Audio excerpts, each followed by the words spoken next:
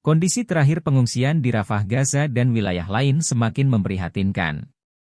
Sebagian besar pengungsi yang sudah beberapa kali pindah lokasi pengungsian karena alasan operasi militer dan perintah evakuasi oleh Israel Defense Force (IDF), ini mengalami kelelahan fisik, kesulitan akses air, dan krisis bahan pangan akibat pembatasan suplai logistik dari perbatasan.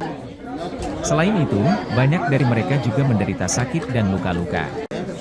Menanggapi situasi ini, sejak awal Februari 2024 lalu, Palang Merah Indonesia, PMI, bekerja sama dengan lembaga kemanusiaan lokal di Gaza tetap berkomitmen melanjutkan layanan kesehatan keliling dan memastikan agar layanan ini bisa menjangkau wilayah-wilayah penampungan lainnya.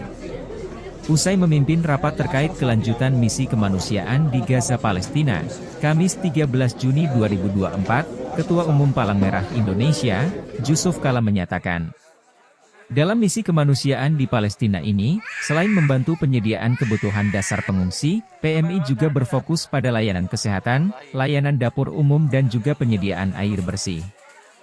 3 layanan utama ini akan terus kita lanjutkan dan kita perluas ke berbagai wilayah sesuai dengan pertimbangan prioritas kebutuhan, akses jangkauan, serta keamanan dan keselamatan petugas.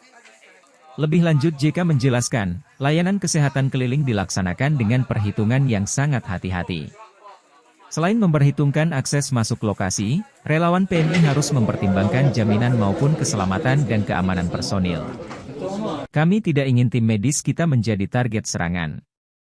Pembiayaan kegiatan lain. Download Tribun X sekarang, menghadirkan lokal menjadi Indonesia.